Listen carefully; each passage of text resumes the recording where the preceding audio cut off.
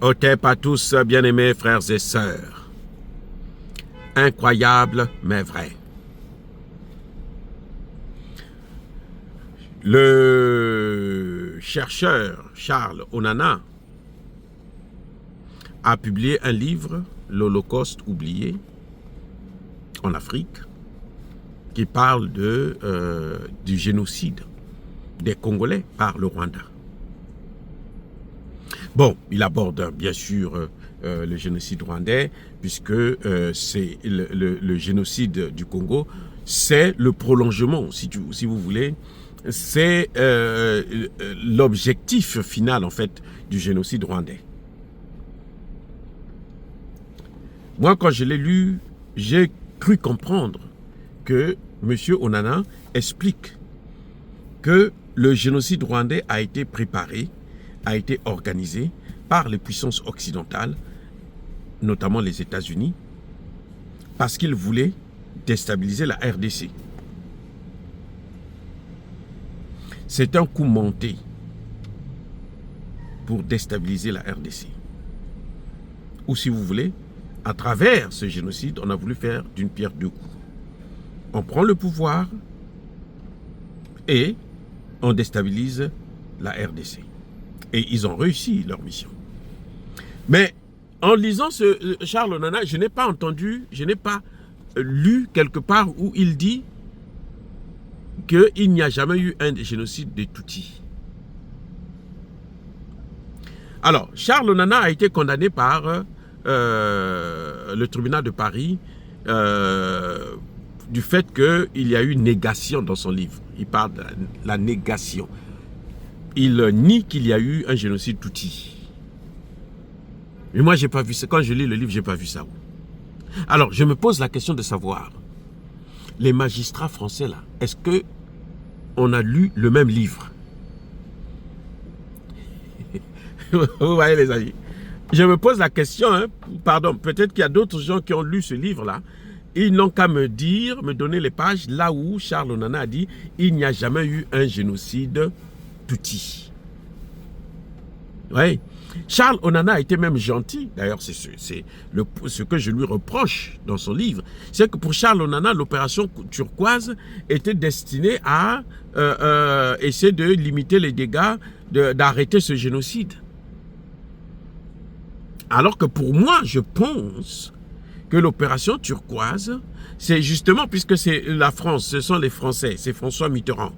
Donc, ce sont eux qui avaient justement planifié avec les Américains la destruction. Parce qu'en fait, ce qui s'est passé, c'est que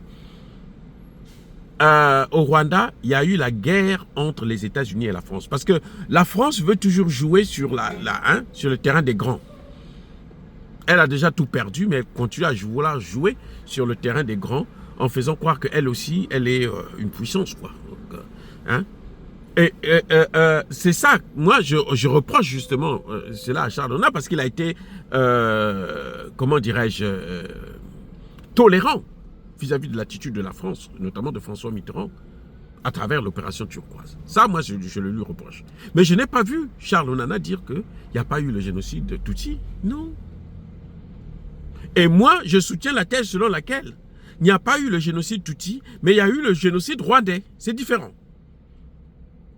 Et le génocide rwandais, qui a parlé de ça en premier? Mais c'est bien le ministre, le secrétaire d'État américain, Anthony Blinken. C'est lui qui a dit qu'il y a eu le génocide rwandais. C'est lui qui est négocié, c'est lui qui devait aller en prison. Parce que lui, il dit qu'il y a eu le génocide de Tutsi, mais il y a eu aussi le génocide de Hutus. Les Tutsis ont tué les Hutus ont tué les Tutsis. C'est ça qu'on appelle génocide rwandais. C'est différent de génocide Tutsi. Quand on parle de génocide Tutsi, ça veut dire que ceux qui ont été tués, ce sont seulement les Tutsis. Mais quand on parle de génocide rwandais, ça veut dire qu'on a massacré les Tutsis, les Hutus et les Tutsis. Et ça, c'est ce que Anthony Blinken a rappelé. Donc lui aussi devrait être poursuivi par, comment vous appelez, la cour, le tribunal français, par Paul Kagame. Pourquoi on ne poursuit pas? Ah, parce qu'il est américain. Oh oui, les Américains peuvent faire et dire tout ce qu'ils veulent. Vous voyez?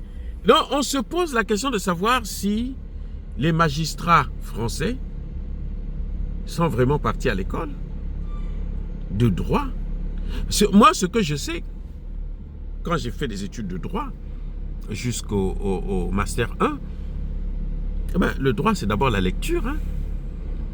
Si vous ne lisez pas, vous ne pouvez pas faire des études de droit. Le droit, c'est d'abord la lecture. Un bon juriste, c'est quelqu'un qui doit lire beaucoup. Parce que tu ne peux pas évaluer, tu ne peux pas traiter un dossier sans aller vers la jurisprudence. Mais la jurisprudence, c'est des piles de documents qu'il faut lire.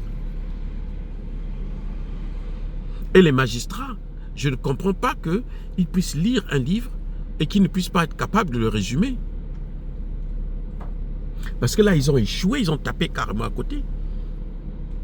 On va voir ce que dira la cour d'appel parce qu'ils ont interjecté appel. Mais bon, on verra bien.